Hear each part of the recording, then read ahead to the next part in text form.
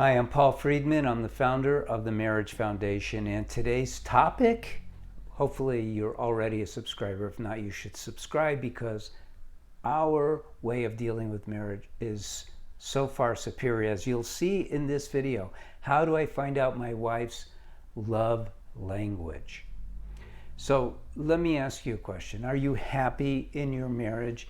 And I don't mean just, yeah, it's okay, but are you really happy in your marriage? Are you as happy as you thought you would be when you first got married? Or did you not set your bar very high? Because, I used to be a divorce mediator many years ago, over 20 years ago, and I shifted to this because I realized the teachings of marriage. Have you ever heard of the teachings of marriage, marital teachings? No, because we're not taught how to be married.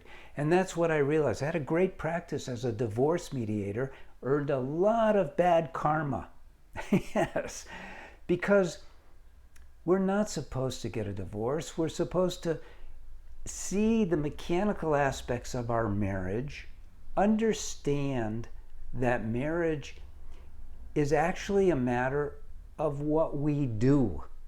It's not just a matter of listening to this and listening to that. That would be like when you're just turning 16 and I gave you the keys to a car and I said, go ahead, drive it.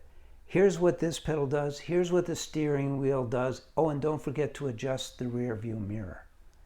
It's not enough.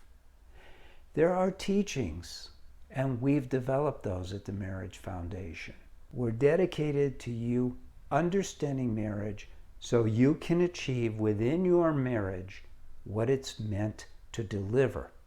Just like a car is meant to deliver a conveyance for you from point A to point B very safely and comfortably. Well, marriage is intended to give you, believe it or not, its purpose, how it's designed, is so that you will be so happy you almost can't take it. You will be so filled with love that you're floating all the time. Every morning I wake up and I go, I cannot believe how happy I am. And I'm also talking about with my marriage, of course, because I have learned about marriage. And now we're teaching people about marriage. It's not enough about her love languages. You need to understand her not just as a person, but contrary to what's going on these days where they're saying there's no difference between a man and a woman. That's all nonsense and you know it. You need to understand her as a woman because women are very different from men. You need to understand yourself as a man for the same reason. We're different. So you also have to understand how to bridge that gap eloquently, elegantly, so that your connection is lifted above the mundane stuff of life, that you're living your marriage on the highest plane of love and service to each other, that you can't even imagine not being with your wife. And so you know how to please her.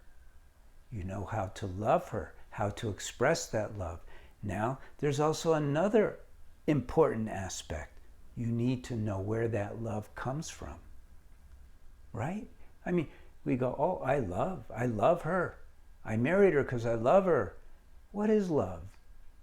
And so in our world, we are so mistaught because there's this current aversion to anything spiritual. Well, guess what love is?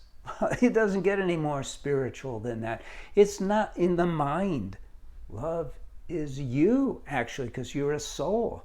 You have a body, you have a mind, but you yourself, why do you think people meditate? They meditate, in fact, even in the Bible, it says, be still and know that I am God. So what are they talking about? They're talking about when you still the body, when you still the mind, you feel this tremendous upwelling of joy. connection. That is the same connection you are to have with your wife, which means be still, still the mind means you master your mind. We're not even taught that. At the Marriage Foundation, we recognize that simply as just another part of what you have to learn to have a great marriage. You have to learn how to master your mind. You have to learn the rules of the road of marriage, and you put it together, and bam, you have the most amazing marriage ever.